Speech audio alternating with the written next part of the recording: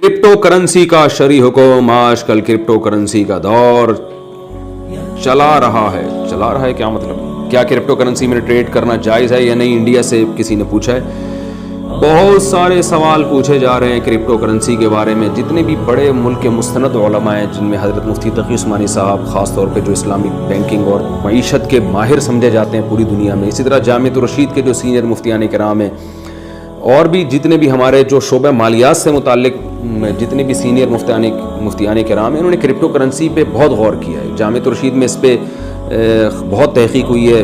हमें भी उन मजलिसों में शिरकत का किसी हद तक मौका मिला, इसको समझा गया, ये सॉफ्टवेयर कैसे बनाया जाता है, क्रिप्टो करेंसी इसकी हकीकत क्या है। लेकिन हकीकत ये है कि उलमा अब तक इस बारे में खामोश हैं, क्योंकि ये बहुत ही हसास मसला है।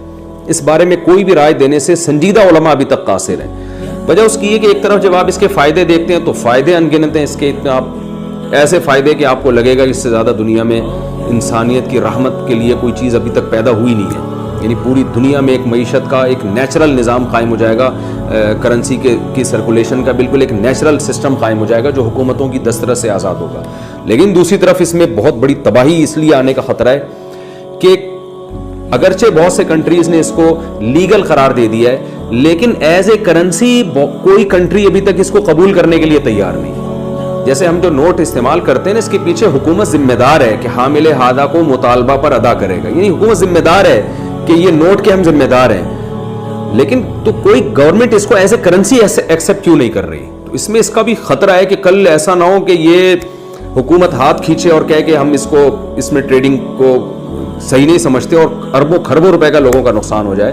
तो इसलिए उलमा फिलहाल इसी के कायल हैं कि भाई हमारे कंधे पे रख के बंदूकें मत चलाओ, तो तवक्कुफ कर रहे हैं, ना इसको हलाल कह रहे हैं ना हराम कह रहे हैं। तो इसलिए जो सही बात है कि अगर कोई कंट्री एज ए करेंसी इसको मान लेता है तो उस यानी कंट्री में रहने वाले लोगों के लिए फिर इसमें ट्रेडिंग बिल्कुल जायज़ होगी।